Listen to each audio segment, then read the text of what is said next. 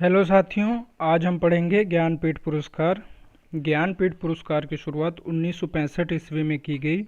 इसके संस्थापक श्री साहू शांति प्रसाद जैन हैं। 1965 में पहली बार यह पुरस्कार मलयालम लेखक जी शंकर कुरूप को दिया गया। ज्ञानपीठ पुरस्कार भारतीय साहित्य पर दिया जाने वाला सर्वोच्च पुरस्कार है और यहाँ पर भारतीय साहित्य से तात्पर्य 8वीं अनुसूची में सम्मिलित 22 भाषाओं में लिखे जाने वाले साहित्य से है। इन 22 भाषाओं में जो भी साहित्य लिखा जाता है उस पर दिया जाने वाला सर्वोच्च पुरस्कार ज्ञानपीठ पुरस्कार है। और ज्ञानपीठ पुरस्कार में एक प्रशस्ति पत्र, एक वाग्देवी की कांस्य प्रतिमा और 11 लाख रुपए की धनराशि दी जाती है। जब यह पुरस्कार शुरू किया गया था 1965 में, तब इसमें दी जाने वाली धनराशि 1 लाख रुपए थी, जिसे 2005 में बढ़ाकर 7 लाख रुपए कर दिया गया और उसके बाद 2012 में बढ़ाकर इसको 11 लाख कर दिया गया। तो वर्तमान में दी जाने वाली धनराशि 11 लाख रुपए है। अगर हम हिंदी साहित्यकारों की बात करें तो हिंदी साहित्यकारों में सबसे पहले सुमित्रानंदन पंत को ज्ञानपीठ पुरस्कार से सम्मानित किया गया। सुमित्रानंदन पंत को प्रकृति का सुकुमार भी कहते हैं और सुमित्रानंदन पंत की रचना चिदंबरा पर उनको 1968 में यह पुरस्कार दिया गया और यह पुरस्कार हिंदी में पहला तथा भारतीय साहित्य का चौथा पुरस्कार था। तो हिंदी में जो सबसे पहले ज्ञानपीठ पुरस्कार से सम्मानित कवि हैं उनका नाम सुमित्रानंदन पंत है। इसके बाद अगर अब तक की बात करें तो अब तक 10 हिंदी साहित्यकारों को ज्ञानपीठ पुरस्कार से सम्मानित किया गया, जिसकी शुरुआत सुमित्रानंदन पंत से 1968 में हुई। तो 1968 में सुमित्रानंदन पंत की रचना चिदंबरा के लिए ज्ञानपीठ पुरस्कार दिया गया।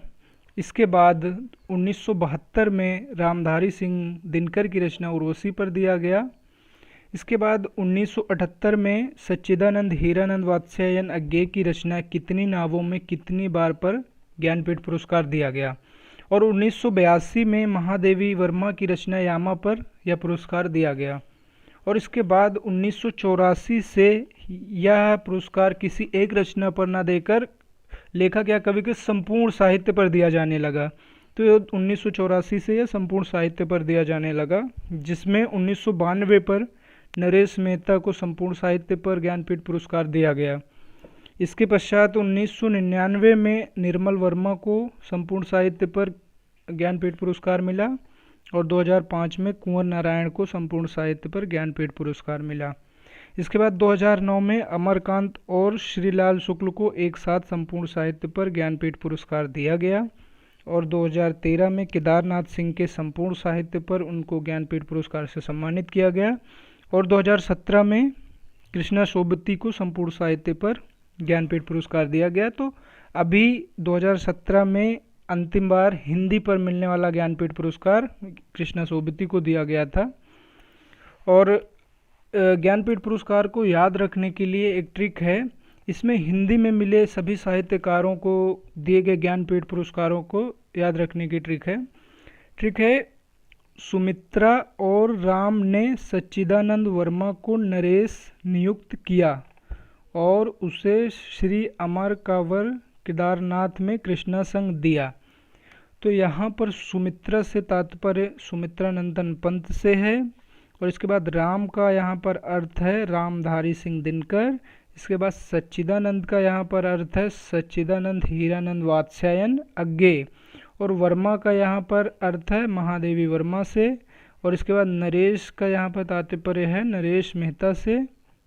इसके बाद नियुक्त की जो नी है, नी से बनेगा निर्मल वर्मा और जो यहाँ पर किया का है उससे बनेगा कुंवर नारायण और श्री अमर के लिए बनेगा श्रीलाल शुक्ल और अमरकांत। इसके बाद केदारनाथ से यहाँ पर बनेगा केदारनाथ सिंह और कृष्णा से यहाँ बनेगा कृष्णा सोबती। तो इस तरह इस ट्रिक से हम अब तक हिंदी साहित्यकारों को दिए गए ज्ञानपीठ पुरस्कार को याद कर सकते हैं। तो यहाँ पर सुमित्रा और राम ने सच्चिदानंद वर्मा को नरेश नियुक्त किया और उसे श्री अमर कांवर केदारनाथ में कृष्णा संग दिया। इसके बाद